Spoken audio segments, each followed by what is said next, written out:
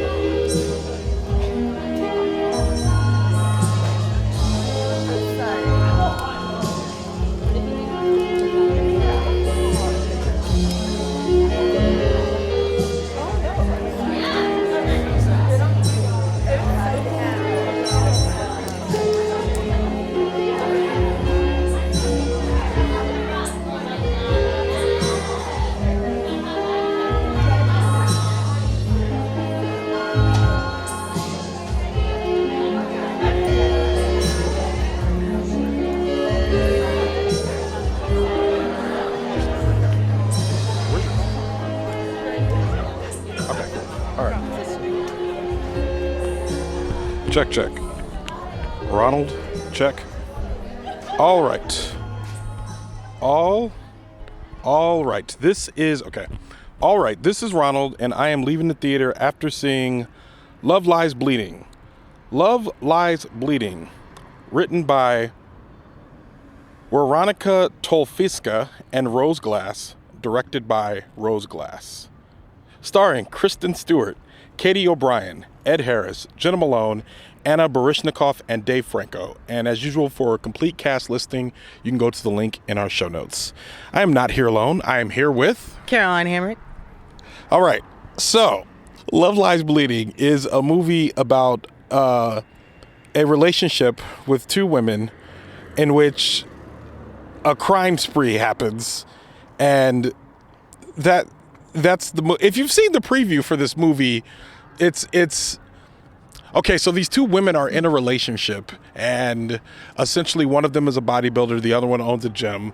They start this relationship. One of them's on their way to bodybuild to this bodybuilding competition, and while they're trying to achieve her dream of being in this bodybuilding competition, something happens. I'm still processing this movie. This was a lot. Caroline, what did you think? I loved it. I actually really loved this movie. And there was a part of me that was like, this movie had everything. Bodybuilding, lesbians, crime sprees, fantastical imagery, bugs. But no. Honestly, though, the story is compelling. I identified with the characters. I thought the acting was good. I really liked it. I thought this movie was fantastic until it stopped being good. It was about 2/3 of the movie, I was with it. I was like, it's 4.25, and it was going up. And I was like, all it can do now is fall flat on its face or Daisy? Just stay normal. Was it Daisy that did it? No, it wasn't. Well, it wasn't just Daisy. I think what happened to Daisy kind of impacted the rest of the movie for me. All of a sudden, it seemed like the movie just decided it was, I don't know how to explain it, but it was like a movie that saw itself as pretty good. I'll put it like this. This was a movie that when watching it for the first 2/3 of it, I was like, it's surprising that this movie is coming out in March, because this seems like the acting is good, the story is good, it's compelling. There's no reason why this shouldn't be out in November or December, because this should be an Oscar movie. And then it just completely just jumps off the rails in a way that maybe would have been fair, I think, for like Once Upon a Time in Hollywood kind of did something similar. And I don't think that movie deserved an Oscar, but it was Quentin Tarantino. But this one kind of lost it for me at the end. I can see where you're coming from with that, but the things, I think that you're talking a little bit about like the fantasy element of it that comes in at a certain point. And I can understand, but I feel like they started building towards it. Like they were alluding to it. It was happening a little bit. And I really liked that element even before what I knew what it was building towards. So you knew what was going to happen? No, I'm saying I didn't know what was going to happen. But they had laid enough groundwork that when it happened, I was like, yeah.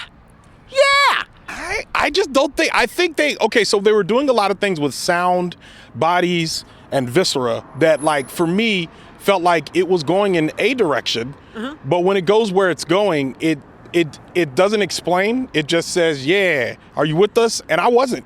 I'm like, no, you have not done enough for this to be where you're going. And like, there's so much to answer for, so much to account for in this film. And then on top of that, I think there's a question of morality, because I'm like, the protagonist wasn't like good.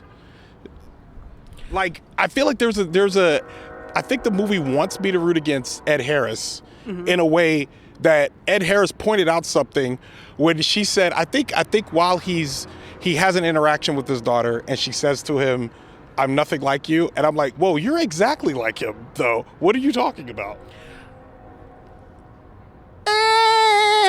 Because here's why I say, because people do things under the influence of power, and especially under the influence of family members, that they may or may not later decide, that's not me, man. Like, okay, but she did a lot. Sure, yes. Like, towards the end, it's like, I mean, even the last one with the credits rolling, who was influencing her on that one? Okay, fun fact, Daisy is Mikhail Barishnikov's kid. Yes, I know that. But who was influencing her on that one? Nobody.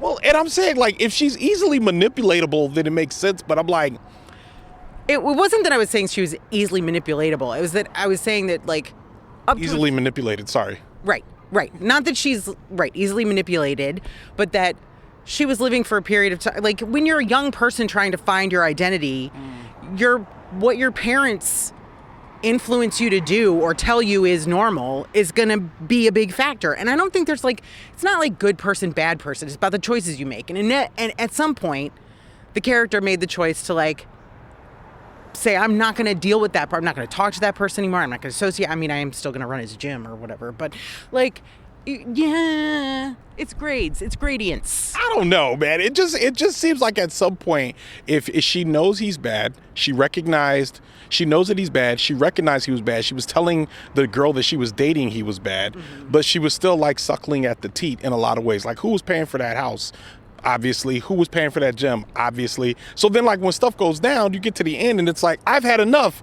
I want to go from one oppressor to the other oppressor and do her bidding now. Okay, let me tell you something, though. As a woman, there is a way in which you kind of feel like you're going from one oppressor to another oppressor. I would, if you were talking about another man, I'd be like, okay. It is another man, though, because it's JJ, and she feels like she's the only thing standing between JJ and the destruction of her sister. I'm talking about her girlfriend.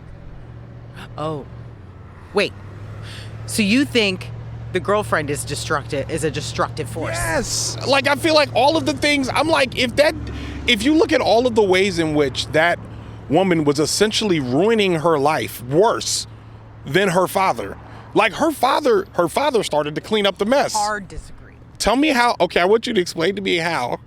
She literally covered her tracks. How many bodies did she take that this girl was responsible for, that she had to now throw into a ravine, roll up, or whatever? There was only one that her father was responsible for. It was the cop that he sent to kill her. Which at that point, I was like, honestly, she gotta go. You were acting up. This girl is messing up the money, and now we're like, she can't go nowhere? We got roid rage. We've got abused women situation. We've got, I'm fighting with my significant other because of this dude. You put all those things together, and the person who is unhoused... She wasn't fighting because of the dude.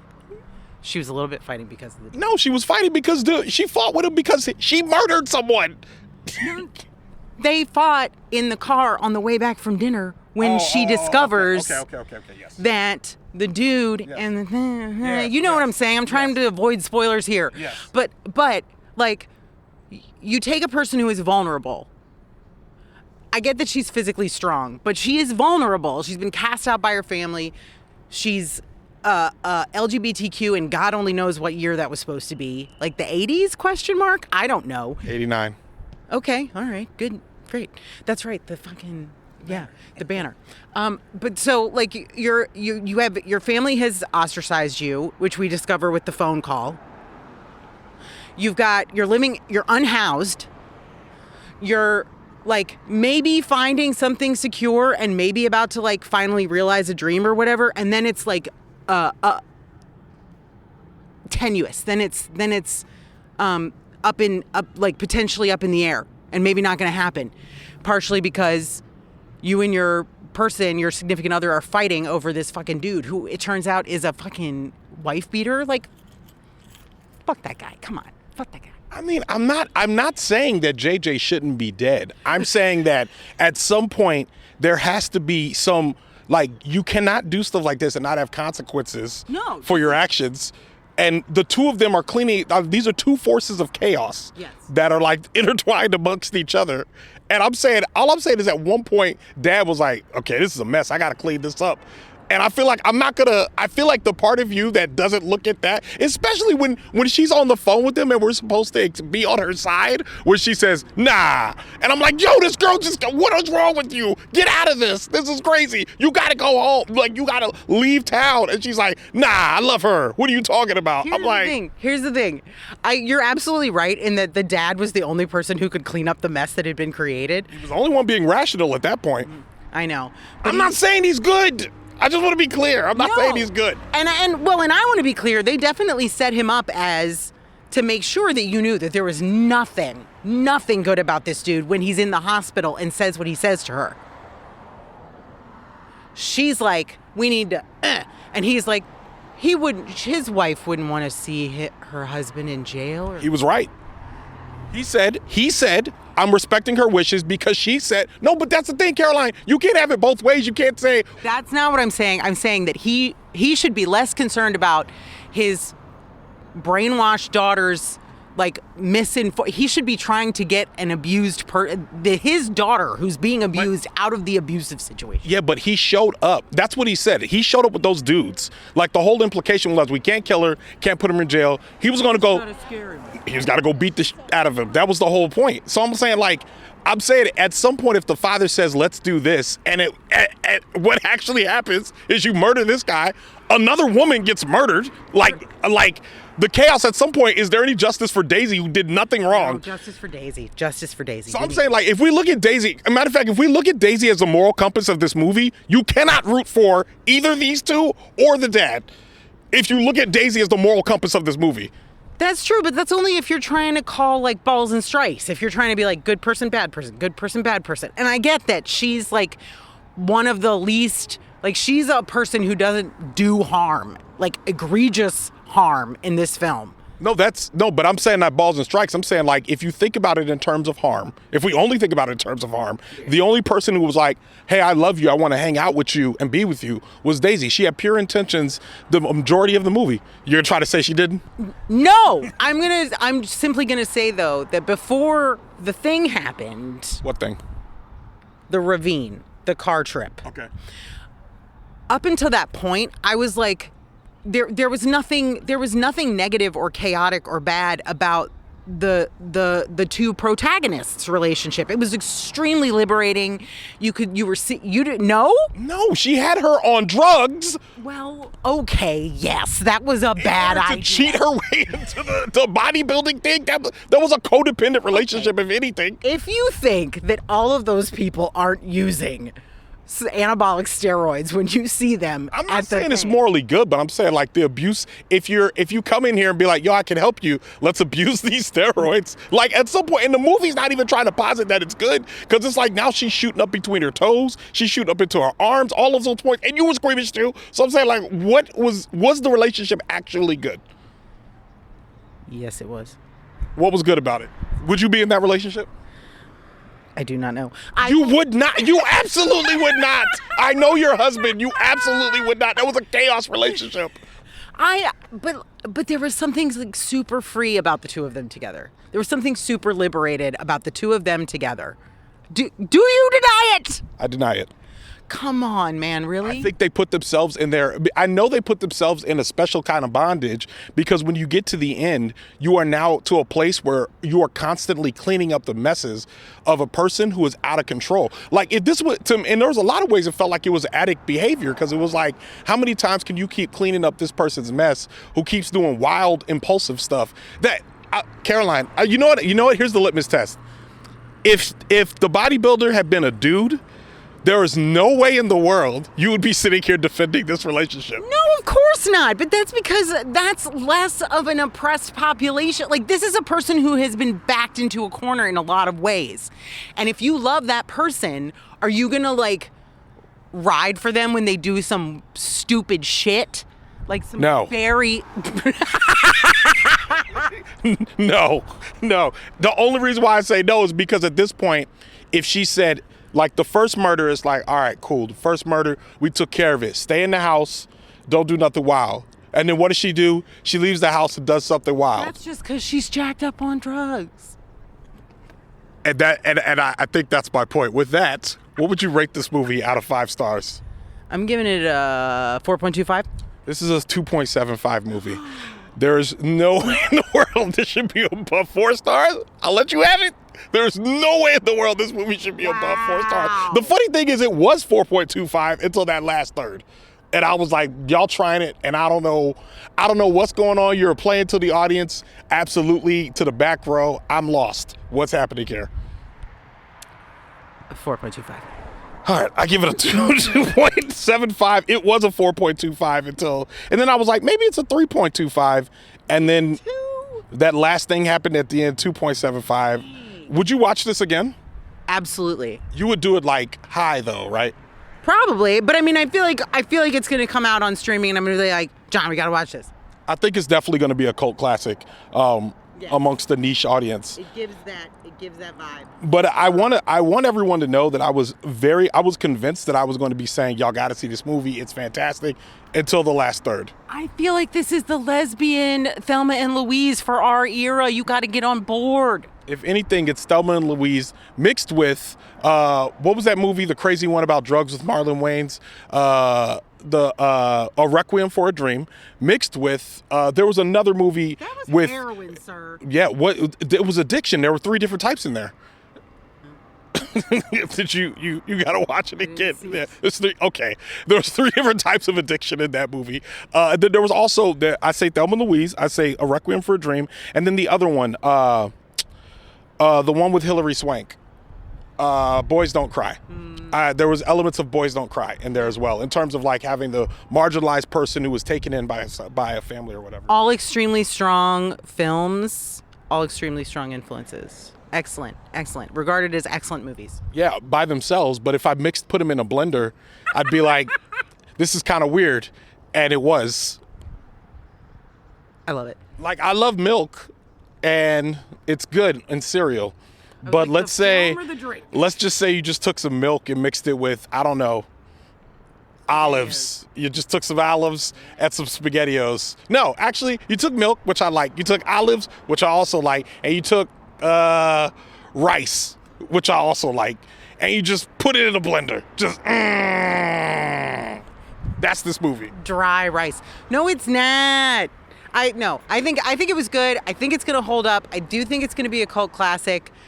I was thoroughly entertained. I like that it blended like true crime, romance, fantasy. I loved it. All right. I think it was a 2.75.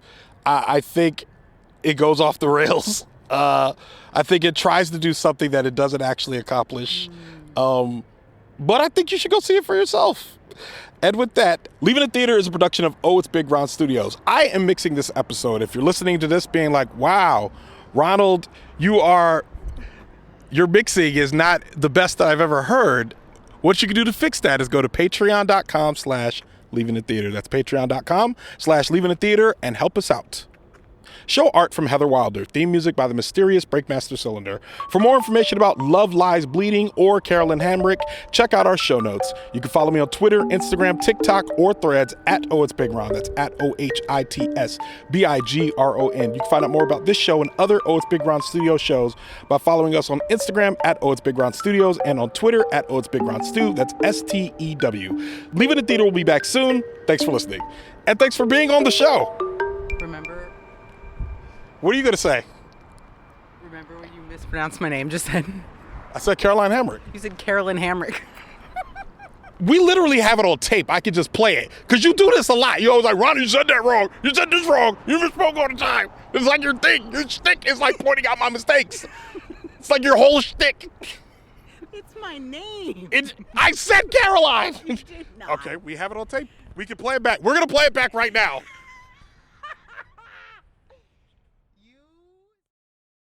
For more information about Love Lies Bleeding or Caroline Hamric,